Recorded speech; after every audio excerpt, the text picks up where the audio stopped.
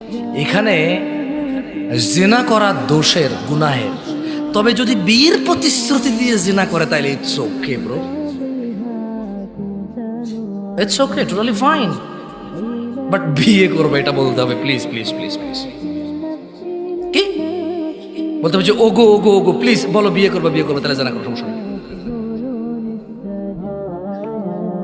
ছেলে বলবে কোরআন ছো কোরআন ছো কোরআন ছো, please please please কোরআন ছো, আমার ছেড়ে যাবে না, প্লিজ বলো তওবা তফসি কানে দর্শি আজীবনে করতাম না, কোরআন মাথায় নাও, মসজিদ ছো। এরপরে আবার ওই যে এখন ওই যে বাংলাদেশে যে জাতীয় মসজিদগুলো বানাইছে না প্রত্যেক জেলায় জেলায়, কি মসজিদগুলো, মডেল মসজিদ, ওখানে যে আবার ছবি তুলে বলতেছে যে ওয়াদা করো ছেড়ে যাবে না, লাস্ট পিক। ওয়াও, লা হাওলা ওয়ালা কুওয়াতা ইল্লা বিল্লাহ।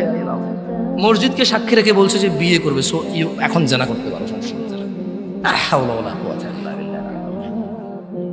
আখি, গোবর নাকি মাথায়, মাথায় গোবর? লা হাওলা